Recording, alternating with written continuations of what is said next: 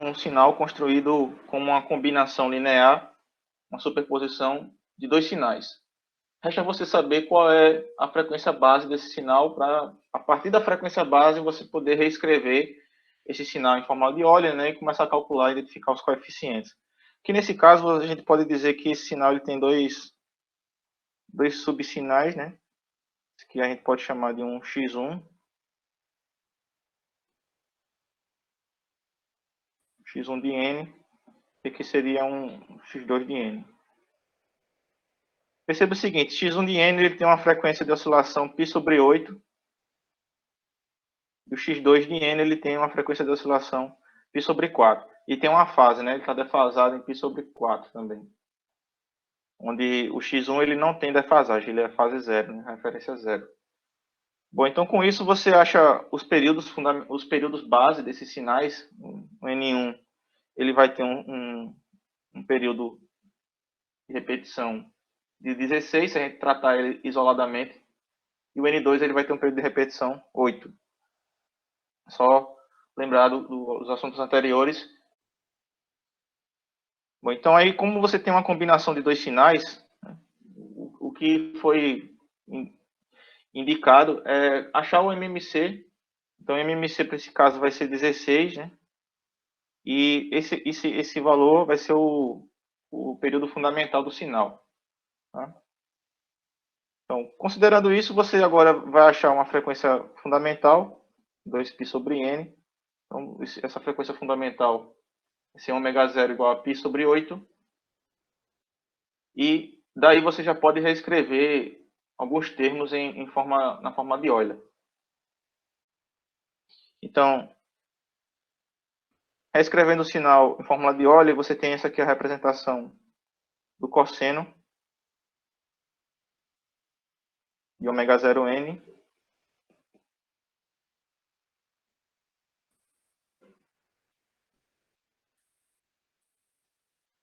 E essa daqui seria a representação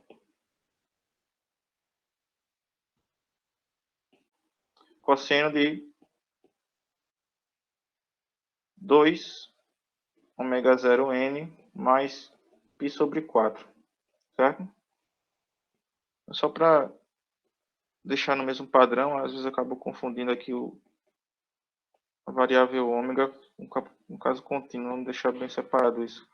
Um ômega maiúsculo, caso discreto. Certo, pessoal? Essa forma aqui você já vai identificar diretamente quem está multiplicando 2ω0, e aí vai ser já o coeficiente A2 ou A de menos 2, né? O termo que está multiplicando menos 2ω0. E aqui você já vai achar do sinal fundamental, o A1 e o A de menos 1. Tá? Perceba que, como não tem valores que multiplica a exponencial de zero, ou seja, o valor dc, o termo A0 ele é zero, né? Aqui nesse sinal. É daí também que você pode até ter uma intuição que o sinal de corrente alternada, sem nenhum offset, sem nenhum valor dc, ele tem valor médio zero. Talvez quando vocês forem estudar circuitos em corrente alternada, vocês já vão ver isso com mais clareza. Mas já antecipando, né? O sinal DC, o sinal valor médio dessa tensão que vocês veem na tomada de casa é zero. Bom, então com isso, pessoal, a gente começa a identificar aqui algumas coisas interessantes. Ó. Vocês basicamente vão precisar observar os termos que estão multiplicando a frequência de ω0, né? Então seria os A1s. Termo que está multiplicando menos ω0 seria A menos 1. Termo que está multiplicando 2ω0 seria A2. E termo que está multiplicando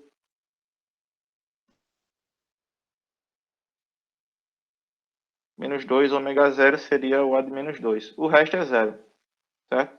Então, se a gente pudesse fazer essa indicação aqui, seria essa forma, né? O que está multiplicando ω0n é 1 sobre 2. Então, 0,5 seria essa representação aqui. E o de menos j ômega 0n seria o A de menos 1, né? Menos 1 sobre 2, seria esse termo aqui. Tá?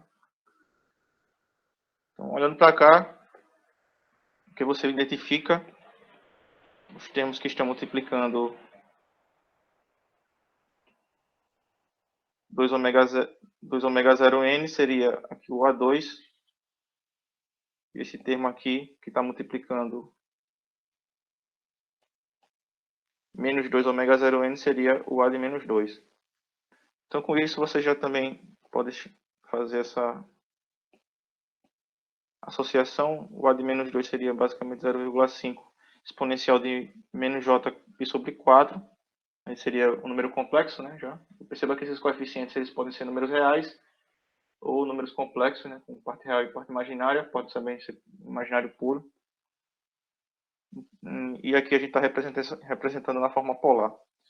E o termo de A2, né, em azul, seria esse aqui.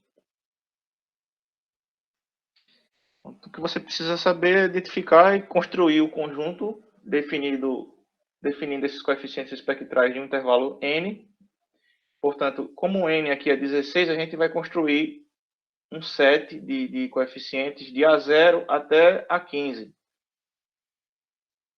Então, aqui, ó, de A0 até A15, a gente tem a representação dos sinais para um intervalo. Então, esse aqui é o nosso intervalo em N.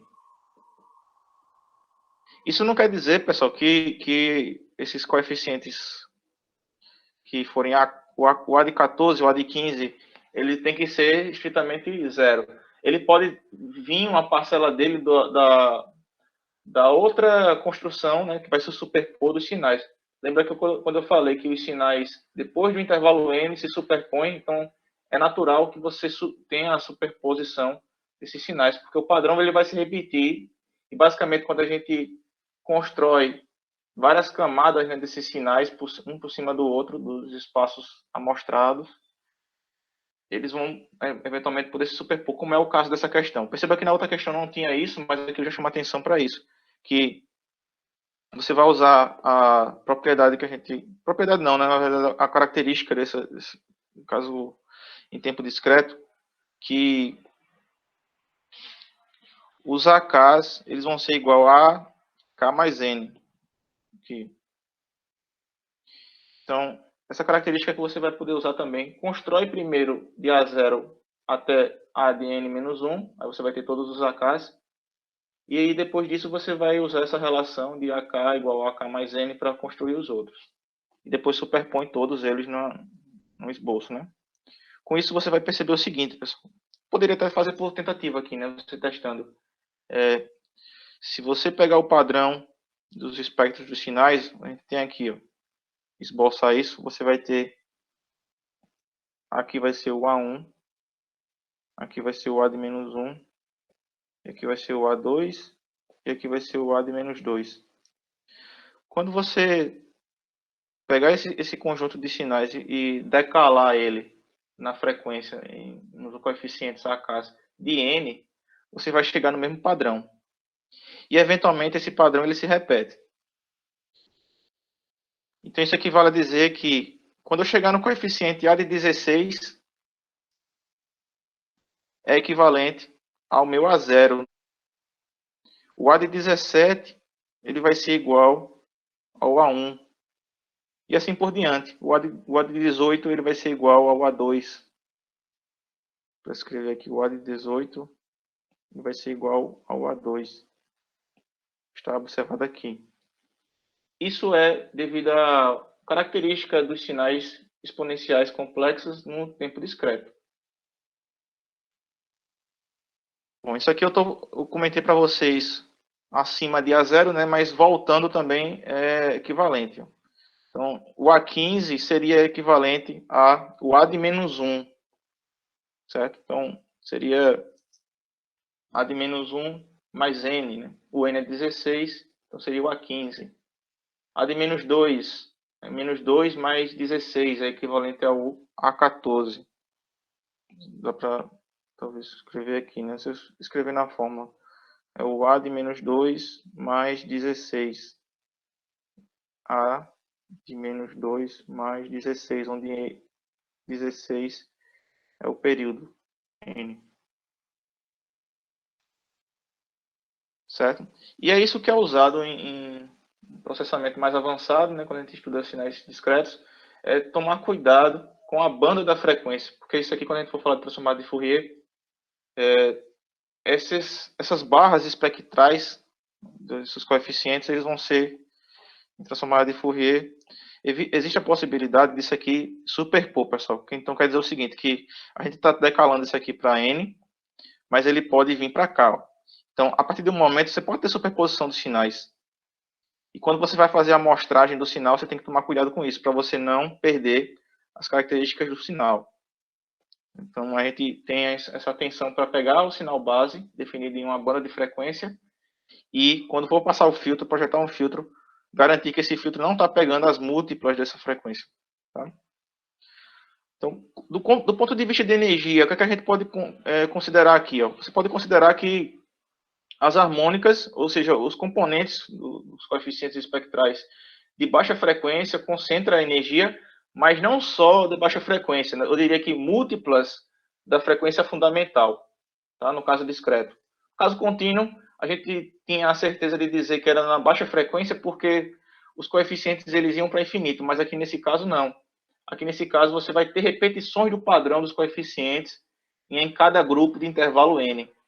Então, se a frequência fundamental é 16, a gente tem energia do sinal aqui, nessa região. A gente vai ter também energia do sinal lá na frente, ou seja, a partir de 16. Né? Então, seria aqui o A de 16, A de 17, A de 18, o A15 e o A14. Então, perceba que não é só na baixa frequência aqui agora, né? No caso discreto. Você tem parcelas de energia desse sinal em múltiplas frequências. E isso é um princípio usado até também em modulação. Eu posso até trazer um exemplo para vocês de como é que se procede um sistema de rádio, né, FM, AM. Ele tem um princípio um pouco similar com isso.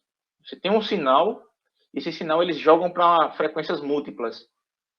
O inversor de frequência também, quando você vai fazer acionamento de máquinas, você tem um sinal de alta frequência e um sinal de baixa frequência. Você joga parte desse sinal em alta frequência, né, e o sinal tem também a baixa frequência. Aqui nesse caso você tem a energia desse sinal replicada em outras frequências. Eu não sei se ficou claro, pessoal, isso, mas isso aqui é a grande diferença do caso do tempo contínuo. No caso do tempo contínuo, você tem AKs indo para infinito, o padrão de AK dos coeficientes não se repete, aqui se repete. É a grande diferença que eu gostaria de chamar a atenção para vocês, certo?